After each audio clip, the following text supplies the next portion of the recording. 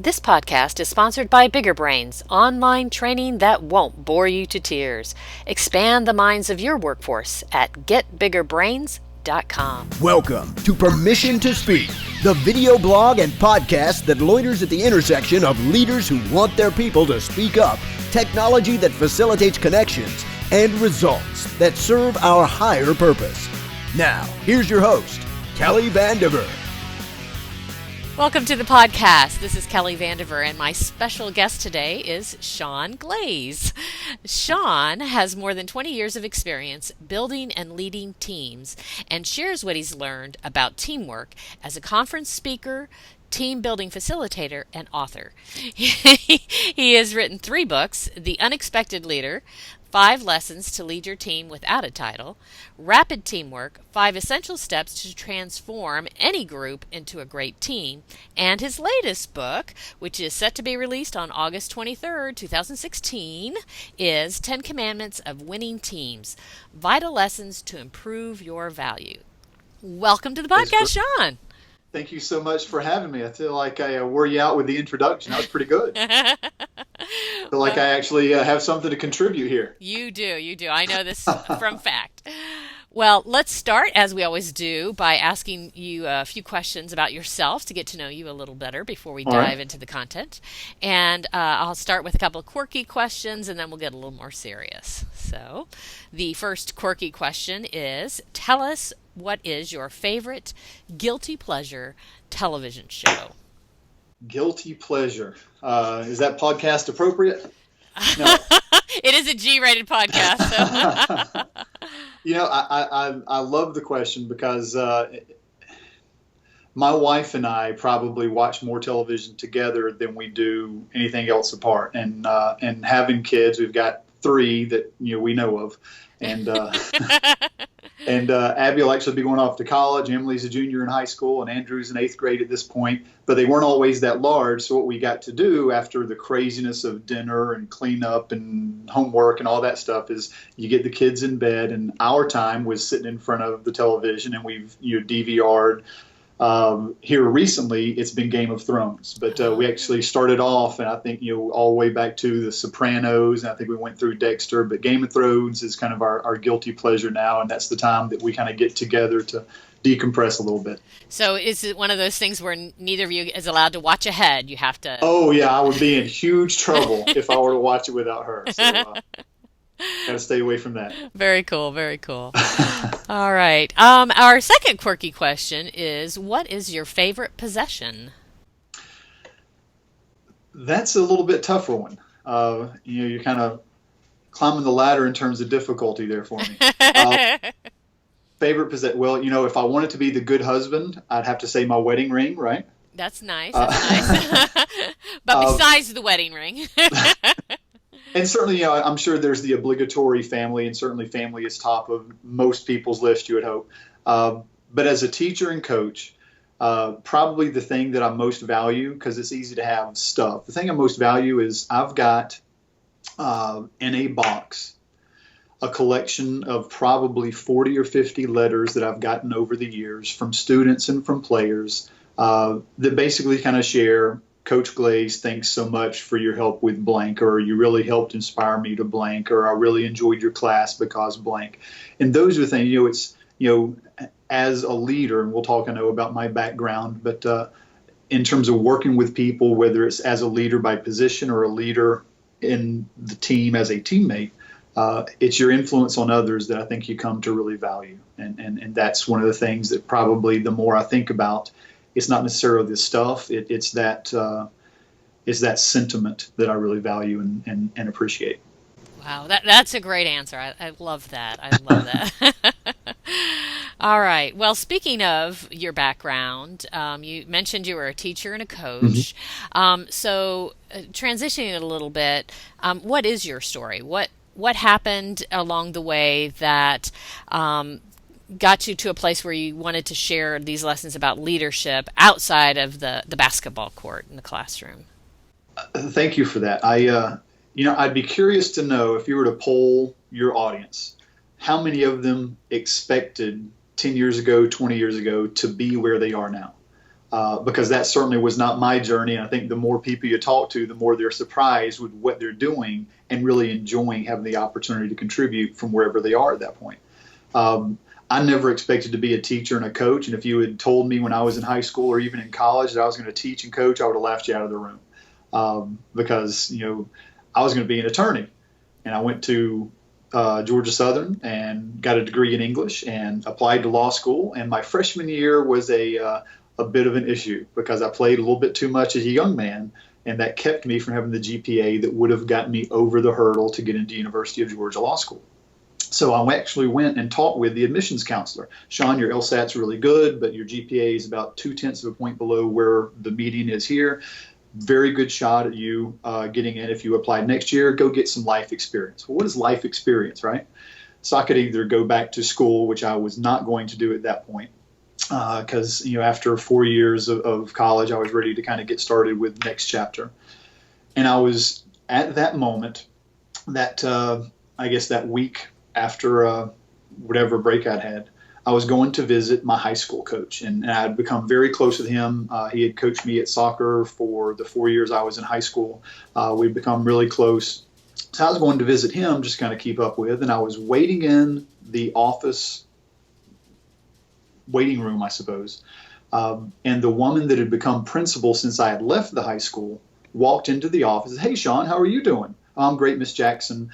Just graduated with a degree in English. Well, Sean, we need English teachers. And I kind of shrugged it off. And 2 days later, after having a conversation with the coach that I'd gone to visit, and after talking it over with my fiance, who was still in school, I reached back out to her to see if she was serious, and she was, surprisingly. And I ended up falling into a teaching position. But I think that one of the takeaways from that very brief story is that sometimes Providence puts you where you're supposed to be.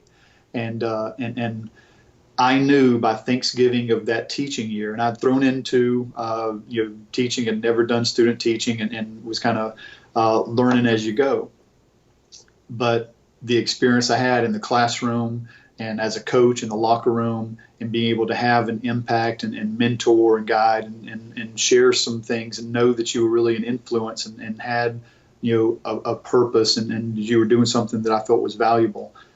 Never again even considered reapplying to law school, and for over 20 years really enjoyed having that opportunity to spend time classrooms, locker rooms as a teacher and a coach. And it's as a coach that I came to a lot of the insights that I share in not just my books, but obviously in the conference keynotes and the team building events and workshops that I facilitate. Because one of the things that I found was in talking with people, and certainly my own experience, teams are teams are teams because teams are made of people. And the same issues that we had in my locker room are issues that many corporations have in their boardrooms and in their offices. Because wearing the same uniform or working in the same office doesn't make you a great teammate, doesn't make you a strong team. And so some of the things that I learned along the way, because I stepped in some potholes, or things that hopefully I can help leaders and teammates avoid so they can have a whole lot more success in a whole lot more of efficient fashion than I did. Very cool. Well, how did you make that transition? What happened that Where was the aha moment? Yeah. Well, the first few years you do anything, you're really bad at it. And I've told players over the last few years, you've got to be willing to be bad long enough to get better, because you do well what you do often. Well, I feel really bad for the first couple years that I had in my class, because I was a horrible teacher. And as a coach, you look back, and I was a really bad coach.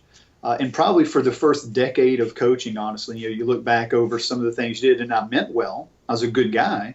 But I didn't have the knowledge or the wisdom or the experience or the insight that as you grow older and get a little bit more experience, hopefully you gather along the way.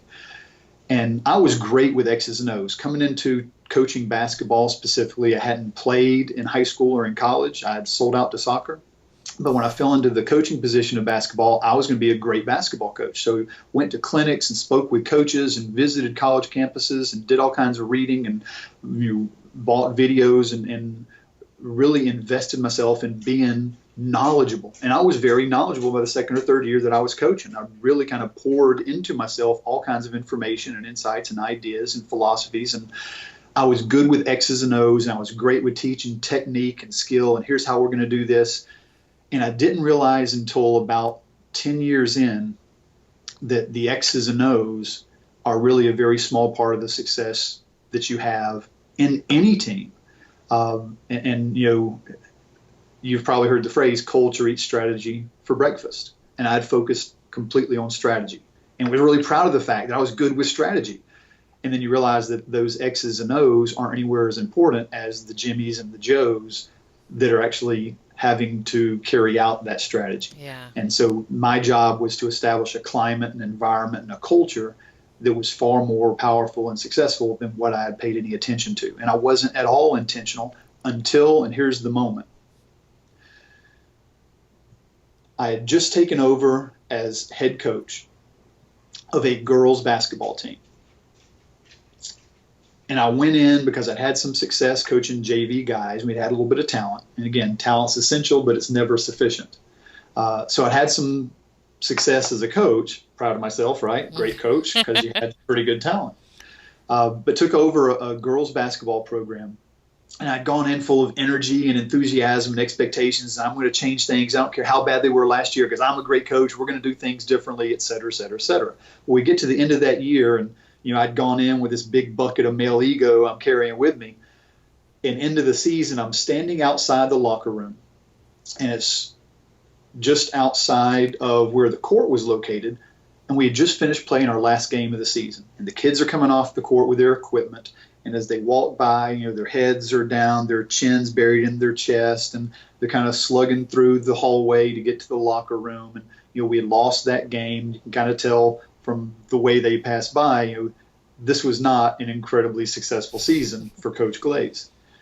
So go into the locker room, and you give them the obligatory end-of-season talk there in the locker room. Hey, I'm proud of the effort that you gave. We're building a foundation. I'm excited about what we're doing, because we had most everybody back the next season. But I knew that it was kind of empty because I was frustrated. I knew they were frustrated. So as they're getting their stuff together, I went over to the sink, splashing water on my face, and I looked up. And this has probably happened to a lot of the people that are your audience. I had that mirror moment where you look in the mirror and you realize the person staring back at you is the one that's responsible for making something better. I can't depend. It's them depending on me to change things.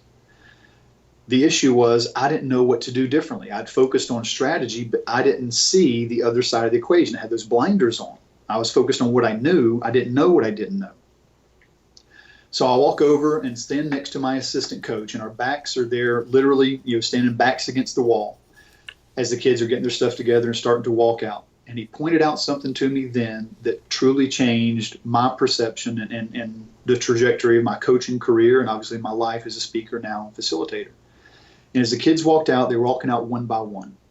There's Caroline, and there's Casey, and there's Zandy, and Coach Minifield, who was my assistant, tremendous guy, pointed to him. He said, Coach, we're going to have a better team. We're going to have to build better relationships. And I hadn't noticed that. And they walked out as individuals, not because we had lost that one game. We lost that game, and here's the thing, 20 others that season. We were 5-21 that first year, Wow. 80% failure rate. Wow. But we had lost those because all season long, I, as the leader of that program, had let them walk around as individuals. And I'd not paid any attention to the culture that would have given them a whole lot more of an investment and camaraderie and a cohesiveness that I think would have contributed to our success. So we leave the locker room and had my mirror moment, and we were kind of determined as a staff, okay, we're going to do some things differently. And I had an idea of what we could do differently finally. So I did, again, throw myself into research. What are some things we can do to make it a far more successful season in this aspect, to really focus and be intentional about building some culture and camaraderie? And reached out to a number of people, and we actually designed opportunities for the kids to spend time together that next season off the court, so that they had meals together that we scheduled consistently. We went and did a number of different things to volunteer together. They had sleepovers, and we kind of focused as a staff on them spending as much time making friends as they did making free throws. And the end of that second season, we come off the exact same court from our playoff game.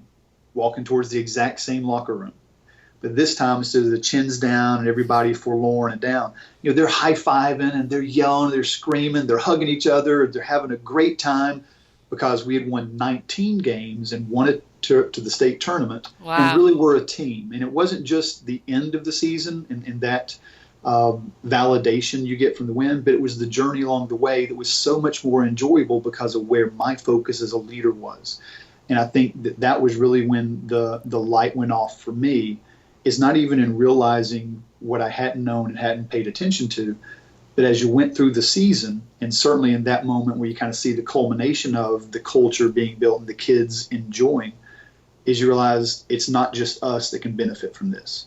And so a lot of the team building things I had done with that group, I continue to do with other groups, and that expanded to working with other programs and working with university groups, and then working with faculties for pre-planning, and then working with a number of corporate groups. So now, 8-9 years later, I've had a tremendous opportunity to share a lot of those insights and really carry some groups through some activities to give them a chance to not just build relationships, but to take some of those activities and make it relevant to what they're doing so that they're not just enjoying the ha-has, which are important, but what are some of those insights and ahas we can take away and really apply so we're better next week and next month and next year. And there's that intentional focus on culture that I didn't know good enough as a young coach to focus on.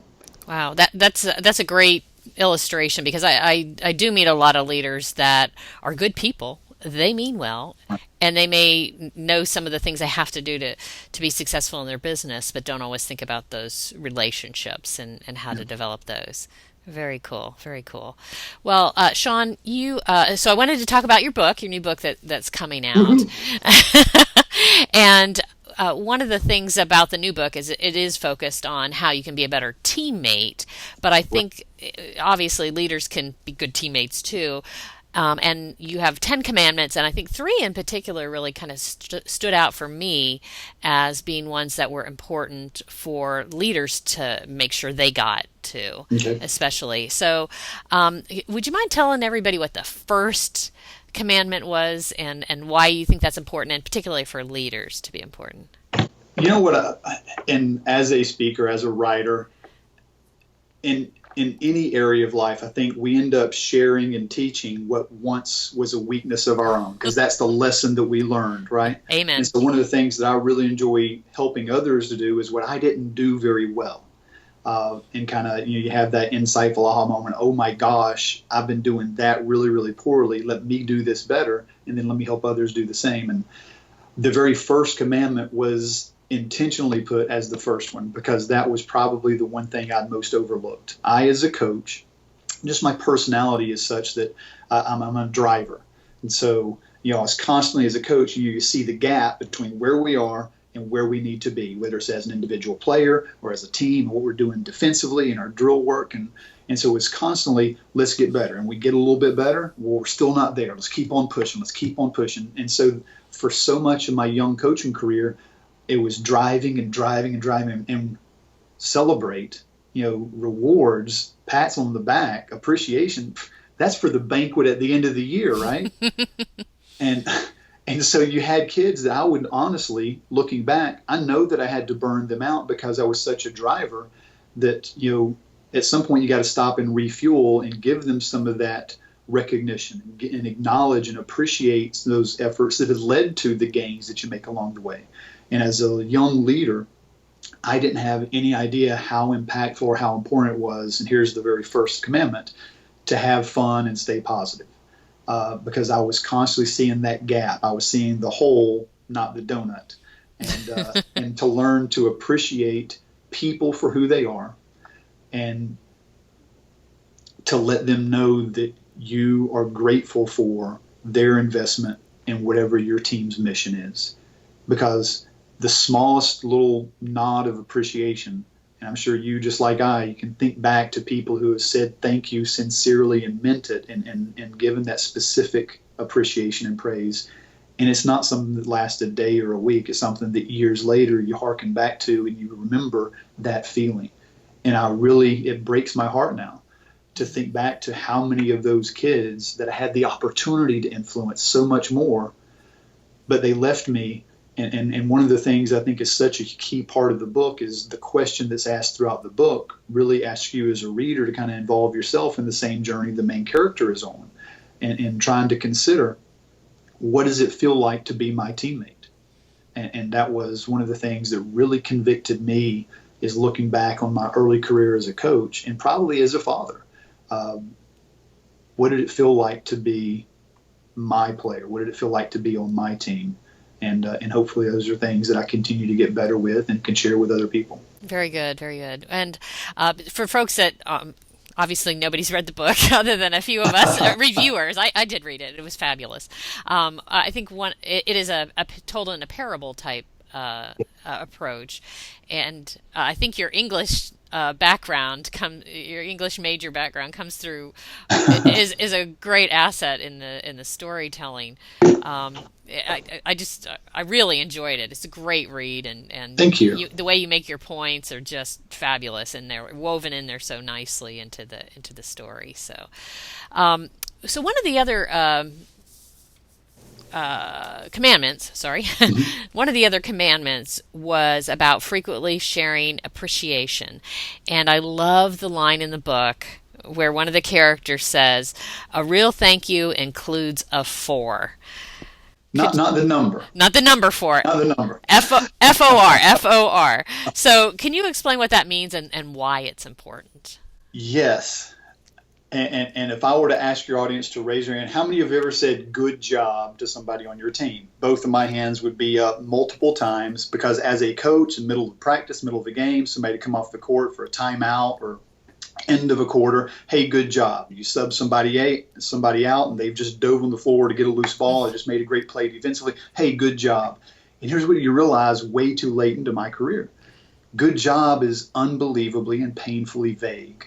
And good job, vague praise inspires vague efforts. Because if I don't know what you're rewarding, if I don't know what you're praising, I don't know how to repeat it to get more praise. Right. And it's like, just like you're training a dog, when you give them that treat, they're going to try and repeat what it was that came just before that. Well, my players didn't know what I was asking them to do over, because I was so unbelievably vague that I wasn't giving them the opportunity to repeat what was rewarded. And I think that that's something where we lose as teammates and as leaders opportunities dozens of times a day to be specific with praise. And again, I try and model this now myself, because I stepped in those potholes far too often when I was younger, and hopefully do a good job of encouraging my kids and those that have the opportunity and influence to do the same, which is, it's not just the thank you. It's the thank you for, and what is it that was done. And then that last step is not just thank you for, and here's the specific action that you did that I'd love to let you know how much I appreciate, but here's how it affected us. Here's the impact it had. Thanks for diving on the floor. You got us another possession. That's going to be huge for us down the stretch. Thanks for blocking out. I understand the ball didn't come to you, but that's something that your teammates see you giving that effort, and they're going to continue to do that. And we need you to do that, because we need everybody to be committed, so that we can know we can depend on all of them to keep doing the exact same stuff you're doing. What a great job. But is that specific for? And then here's how it influenced or affected the people around you. Because I really think that all accountability is the result of empathy, that I'm going to be personally accountable, and that there is a shared accountability that's created when I as a leader, or when we as teammates, can see how our actions really do have ripple effects on other people. And once I care about the person beside me, and I see how my actions influence and impact the person beside me, I'm far more aware and knowledgeable and far more concerned about my behaviors and my attitude, because I know it does have that ripple. It's sometimes we get caught up in not seeing, and our eyes aren't open to how incredibly impactful and how powerful one person is on a team, because that one person does have an influence and does have that ripple effect and attitude and behavior on everyone around him or her. And that's one of the things that comes out in the book. Very, very, very true. Agree totally. And what was that tag? What was the phrase that you used again about the empathy? What was that phrase again? I think that all accountability is founded on empathy. Empathy is the catalyst for accountability, certainly. Founded on empathy. I love that. Love that. Thank you. Okay, very cool. All right, so looking at my list here, I did want to also discuss the commandment be aware of and encourage others. Was there something that happened in your experience that made this one of the important commandments for you? And can you give us some details about how leaders should carry out that commandment? You keep walking down my memory lane, and there's another mistake that Sean made when he was younger. There's another lesson that Sean had to learn, and hopefully that's what we do in life. Is my job as a leader is to help you learn without making the same mistake. If you only learn from your own mistakes, you're going to have a whole lot of pain, and you can learn so much more from other people's mistakes. Hopefully that's some of what I share in the book and in my talks. But the be aware of and encourage others was specifically from another experience that I had with a player. And this is an instance, I was coaching a guys team at the time, men's varsity high school basketball. And we were a pretty good little team. We had come from having a very, very bad program when I took over, which is why programs sometimes come open in terms of coaching positions. Took over and we didn't win very many, and we won a few more, and we were in a position to make a nice little jump as a program. And so we were, again, getting a little bit better and putting in some time. And we had one particular player who was pretty skilled as a ball handler, a good little athlete, really good kid. But when we had Saturday morning practices, because we were putting in time early in the season to get better, when we had Saturday morning practices, he was always late. And we get to Christmas break, so there's no school. And we show up on Monday morning or Tuesday morning for practices to get ready for a Christmas tournament, and he was late. And so by that point in the season, being a great coach, I was the disciplinarian. So when he showed up late, he knew to run. By golly, he was going to run because I was going to be disciplined. So we get to the Christmas break, and he's late one of those practices, one of those mornings. And at that point, I was just frustrated, and I was determined I was going to call him out on this. I cannot believe you're late. Do you not care about what we're trying to do here together? You could be a starter on this team. Take off and run. The barker. So he takes off and runs. Well, we go through the rest of practice, and I didn't talk to him a whole lot that practice, and he got involved in drills when we get through. But at the end of practice, one of the other kids on the team comes by my coach's office. This is halfway through the season, Kelly. Player comes by the coach's office. He says, "Coach, do you not know Jason's situation?" Change the name. I said, "What situation, right? It's late. Here's the situation." The coach. He lives with his grandmother, and she won't let anybody else drive him. And she only can bring him to practice after she finishes taking care of his little brother. His little brother is a paraplegic. This is a kid that was on my team for over 2 months at that point, and I didn't know enough about his background. I didn't care enough at that point as a coach about his background to care about the kid inside the uniform. To know the situation. Not that it would necessarily excuse being late, but it would certainly explain. And everybody comes to your place of business, your team, your work, with such a different set of circumstances. And, when I would look out at a classroom, or when I look into the kids in my locker room or on the court, and when you look out into the office and the desks and wherever your team is, how important is it to remember that people are coming to that situation with a complete, huge, unknown spectrum of experiences. And they're going home to different circumstances that you might know about. And the more interested you are in their life outside the lines, the more investment you're going to get from them inside the lines if they know that you care enough to ask. Because here's my issue. I didn't even care enough to ask at that point. I was a coach, and I was focused on those X's and O's, and we're going to get this person in this spot to do this thing, instead of realizing it's not about the X's and O's, it's about the people inside the uniforms. And again, that's one of the things that I really wish I had known and been aware of and cared about so much sooner in my career. Because again, I feel like I'm a good person. I just wasn't focused on the right things. Yeah. And I think sometimes as a leader and as a teammate, you get focused upon your to-do list, and you forget that the people around you do need that support, do need that encouragement, but you only give that to them if you understand their circumstances. And how often do you take the time to really ask, "Hey, how's your dad doing? Hey, what's going on with your daughters?" Whatever that might be. And just those tiny little questions sometimes open doors where people do open up, where people do feel that much more connected. And again, that connection, those relationships are really the key to any collaboration that occurs in an organization. There's so many organizations that I work with that their number one issue is always, we need to communicate better, we need to collaborate more. The answer's in the room, we're just not sharing it. Well, they're not collaborating because there's no relationship established. Yeah. And the more comfortable I am knowing you, the more comfortable I am reaching out and sharing information or requesting information that I know you might have. But if we've not established that connection, it's very unlikely I'm going to make that uncomfortable request or that uncomfortable suggestion, because I've not built that foundation of a relationship. And so to care about, I think, is the first step. And the second step is, once you know about them, to encourage them. And part of the book that you mentioned is the character is in a situation where others around him are giving a number of comments. And the question is, why continue? Well, those encouragements, those reminders are really important. And it's not a rear view criticism. It's not looking in the rear view mirror about what already happened that can't be changed. It's looking out the windshield and giving encouragements about what's next. And hopefully, as a leader, as a coach, as a dad, as a teammate, I'm not constantly looking in the rear view mirror giving criticisms. Why didn't you? Why didn't you? Why shouldn't we? Etc. But it's looking out the windshield and understanding I have an impact. I have control over the next play. So we always talked about the next play focus, and that's something I think is certainly part of not just understanding the people, but also keeping that focus on how can I encourage them to make the next play that much better together.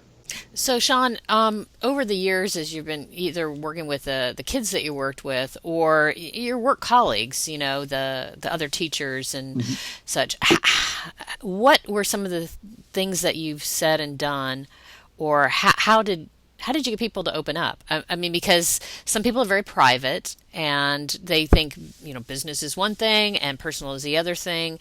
So what are some ways that you found helped people open up and feel more comfortable sharing some of those details with you? Well, I think in conversations with people, depending upon their industry and their circumstances, I can share a couple of ideas that are normally easy, but again, easy isn't always simple. And so here's something that, or simple isn't always easy. Flip that.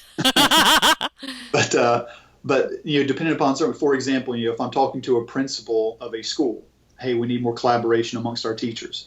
Well, one of the things, again, being in classrooms for 20 years, I would sometimes have assigned seats. And then you would change up the assigned seat arrangement 2 or 3 times throughout the semester to give kids a chance to have different groups of 2 or different groups of 4, different relationships and connections, because they're in proximity. So I share with a partner about so-and-so. So by the end of the semester, they've built 4 or 5 relationships with people. Even if it's somewhat shallow, they've had that connection so that they see themselves in the hallway or see the person that they sat next to, and there's some type of connection there that wouldn't have been otherwise because they're so isolated in that clique or that silo of whatever relationships they were coming into and comfortable with. I think it's the same way with adults. And you see this all the time as teachers. When you'd have parent-teacher conference night and when you'd see your fellow staff members throughout the day, you realize that adults are just big kids, and the same things that connect kids, the same things that, and we all want to have that connection to be a little more comfortable. And what can I do as a leader when I have an opportunity to, as a teacher during pre-planning perhaps, do you have assigned seats, or do you allow your teachers to come in and sit with people they already have a connection to? Because if there's 150 staff members, how many of that 150 does that algebra teacher know? And do they have enough of a relationship, not just within their department, but with some of the coaching staff, within some of the other extracurricular staff, so they can reach out if they had an issue with a kid? Because if I don't have the connection, I'm not going to collaborate. Right. I think that there are a number of different small things and small opportunities, and that's how you build. Is again, one small incremental step at a time. And one of the things that I share with groups is a team building event, where I'll go and do a half day or a full day workshop with an organization. That event is always hopefully seen by the client as a catalyst, not a one-time thing. I saw a great quote earlier today, I believe, and I think it was from Dr. Henry Cloud. And he said, a plant doesn't grow roots because you dip it in the soil occasionally. It grows roots because you leave it in the soil. And I think that when you think about team building and people growing roots, you can't just dip them into an experience occasionally. Certainly it's important to give them, but how are we being intentional about giving them those opportunities to build some connections and to have those experiences over time and consistently, rather than we did a team building event, check that off the list, and then it's business as usual for the next 12 months. So I think that based upon what your particular circumstances are, I think there's always opportunities to give people a chance and to be intentional about how can I get these people that need to collaborate more together to have a little bit more of a connection.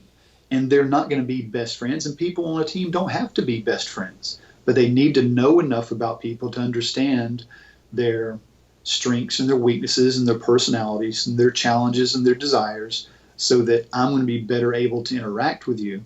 And sometimes it's great that we're kind of sandpaper people. Sometimes it's great that you have a far different perspective than I do, because if we're thinking the same, one of us is unnecessary.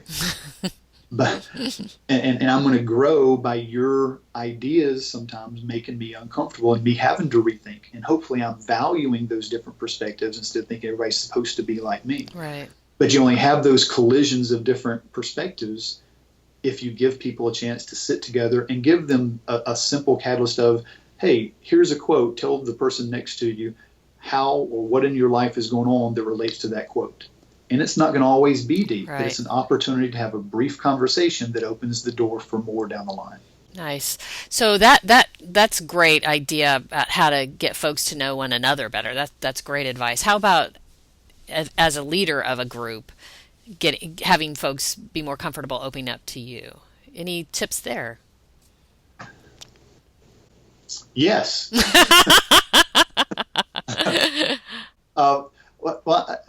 Again, I think that connections are connections, and my job as a leader is to be approachable, and sometimes I think that I need to be even more intentional about seeming to be approachable, because there's that assumed distance between right.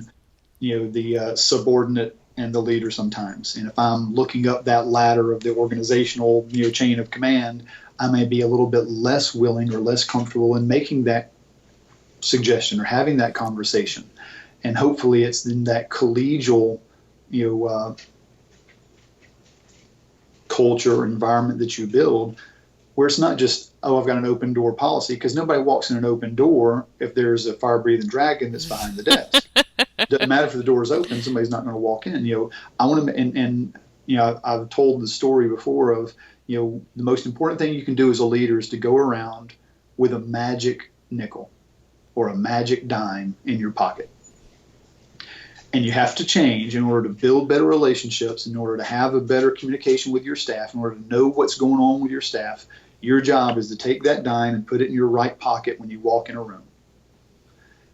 And as soon as you change the dime or the nickel from your right pocket to your left pocket, you can leave the room and you're going to have a better relationship. The key is you got to wait 10 minutes before you switch pockets. And sometimes that simple idea of spending time, it's not investing in more stuff, it's not better software sometimes, and certainly that gear is important. But far more important than the gear or the resources are those relationships. And what I can do best as a leader to inspire more relationships is to go in and let people know that the time I'm there, it's just like an administrator going in to evaluate a teacher, just like a manager to go in and evaluate an employee. If they know the only reason I'm there is to judge them for 5 minutes and write down something on a form and leave, that's not a relationship. Right. But if I give them 10 minutes of time and I'm listening and I'm talking and there's no intent other than I'm here to build a relationship and understand how can I help you? What a powerful question that is. If you walk into a room, even if you're not saying it out loud, if you walk into a room and your intent internally is, what can I do to help this person? How can I be a support?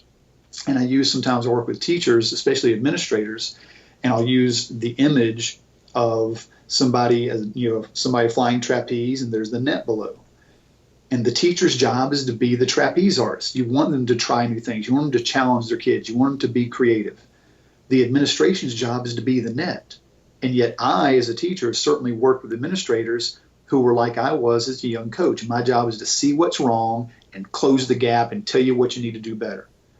And that's demotivating rather than me feeling supported by somebody who's there to catch me when I fall, who's there to be the shield of all the peripheral stuff and noise that keeps me from doing a better job in my classroom where things really matter. It's the same way with managers and employees in any industry, I believe, in that my job is to give my time so that the people that I'm with, the people that depend on me for that support, know that I'm there not just judging and evaluating, but I'm there to assist. And what can I do? And sometimes I only know that if I spend quality time. Nice. And again, I think that, as parents, we learned years ago that, quality time over quantity time. And I think that's such a myth. There's no such thing as just quality time. You've got to put in the quantity in order to find the quality.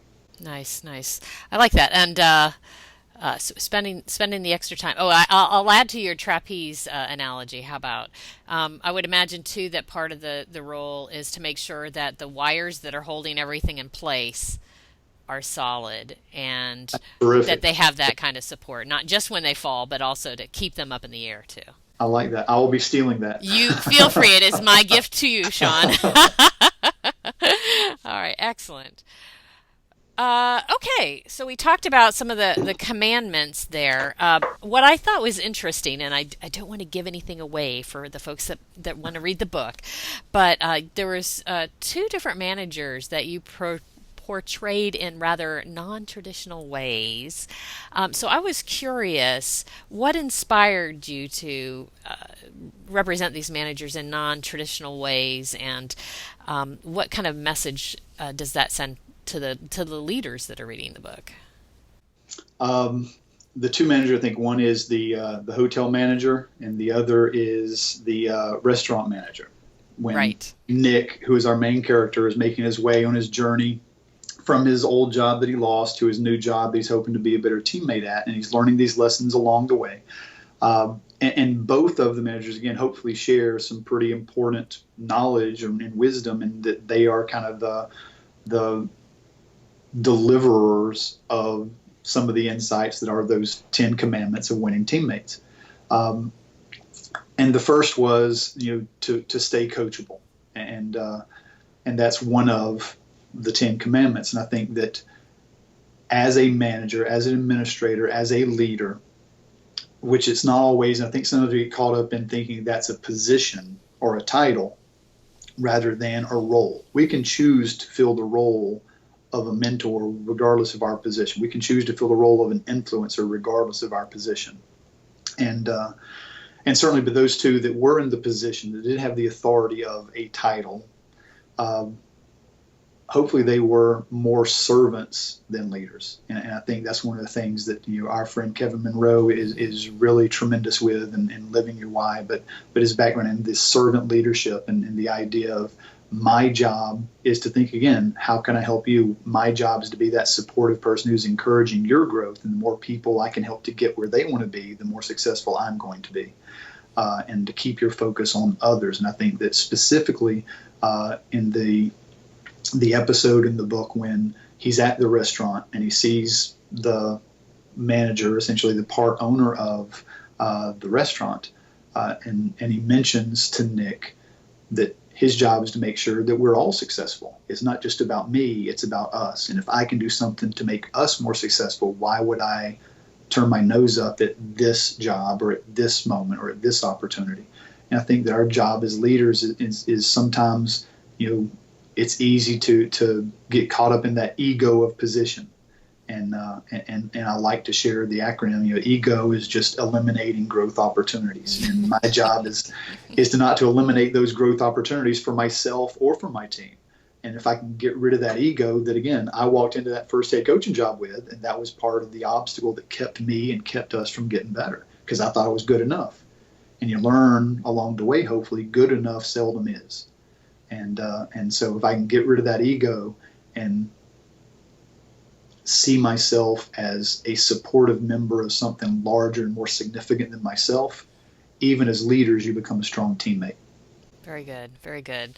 Well, I hope folks will read the book so they can see the little surprises that are in store. Okay. Well, you mentioned one other commandment that we hadn't talked about. Is there any other that you want to say? Oh, Kelly, I just before we go, we have to talk about this because I think it's really important for leaders to remember this too. We want to leave some mystery so folks will want to read the book, but Well, yeah, there's 10, and certainly we're not going to get into all 10. I really enjoy the stay coachable, and I think that yeah, as leaders, that's one of the best things we can do to give our people, to give our teammates, to give those organizations something to emulate. Because as long as I'm green, as long as I'm still learning, as long as I'm still curious, if I'm growing, then you're going to grow. And that was one of the things that as a coach, as a parent, as a teacher, I've just been voracious in terms of reading and learning and making connections with people like yourself who have information and have a personality and have an attitude that I know can make me better. And so you surround yourself hopefully with people that you know are a little bit above you and a little bit above you, because I want to get better and grow. And here's why. If I grow, if I get better, how many more people can I touch and inspire and motivate and pour into so they're better as well? And that was always, I think, my motivation, and one of the reasons that I loved coaching so much, I love teaching so much, and now I love speaking and facilitating, is it's just an opportunity to help develop others. And the better I am, the better I can help other people to be, regardless of industry. And so the idea to stay coachable, and there's a kind of a 4-part process that the hotel manager shares, that's something I think that I even share with my son, who has come along and going to be a good little basketball player. That one of the most important things you can be a great teammate, listen to your coach, and be coachable. Have hungry eyes, have hungry ears, lock in when they're saying something, always be respectful, and stay hungry. You got to be honest about where you are, and you got to be hungry and want more, and then be humble enough to find people that can pour into you and do what's necessary. So I think that staying coachable, hopefully, is one of the things that'll drive people to want to read the book. absolutely, absolutely. And I did a training class this week, and that one of the things I always say to my classes is, you've just been through a management class. Use this as an excuse to say, hey, I'm trying to get better as a manager. And so if you see me doing this behavior or that behavior, let me know, point it out. I want to get better at this or that. So I like that. And that yeah, adds a level of accountability as well. absolutely. Well, awesome. So, Sean, along the way, um, one other thing before I ask that question. You have some great resources that you mention in the book, and I know you have a lot of resources available to leaders on your website, which your website is? GreatResultsTeamBuilding.com. GreatResultsTeamBuilding.com. And as you mentioned, I do, part of what started my journey as a facilitator is I wanted to find somebody to do that with my team. And so I wanted to give more organizations a chance to find somebody who was going to do a good job of not just, again, the fluffy stuff, not just the ha-ha, and that was a great experience, now what's next? But take those ha-has and really make them impactful ahas, and take the experience and turn it into an insight that's a relevant and applicable takeaway.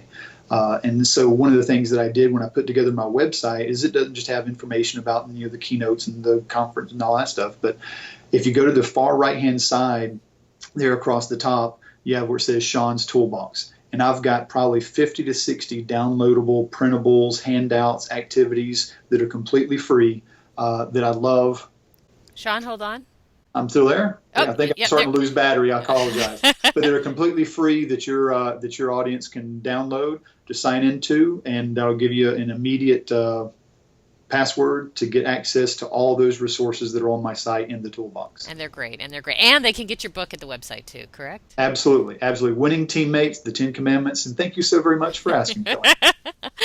So before we wrap up, as you've been on this journey of team building and leadership, is there one or two pleasant surprises that you've come across along the way that have you'd like to share with us? Absolutely, and I apologize again. I think I might be losing battery here and don't have the cord with me at this point. But yeah, one of the things that is always a huge takeaway for me is when you go into any group, and I was one of these, and you say anything about team building, there's the small percentage, sometimes a large percentage, that does the eye rolling, oh my gosh, what have I gotten into? Because I was that person. What am I wasting my time with?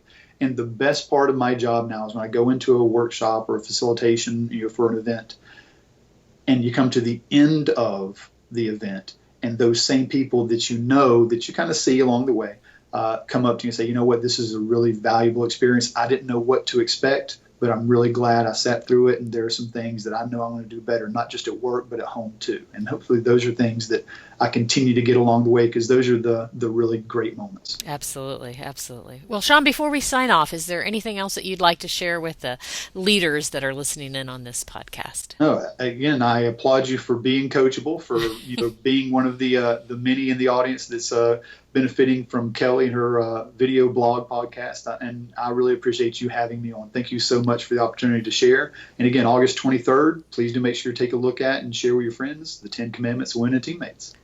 Awesome. Thanks again, Sean, so much for coming. Thank you, Kelly. Bye-bye. This podcast was brought to you by Bigger Brains, online training that won't bore you to tears. Expand the minds of your workforce at getbiggerbrains.com. Thanks for tuning in to Permission to Speak. If you want to increase collaboration and innovation in your organization, check out more resources available at speakingpractically.com, or give me a call, Kelly Vandever, at 770-597-1108.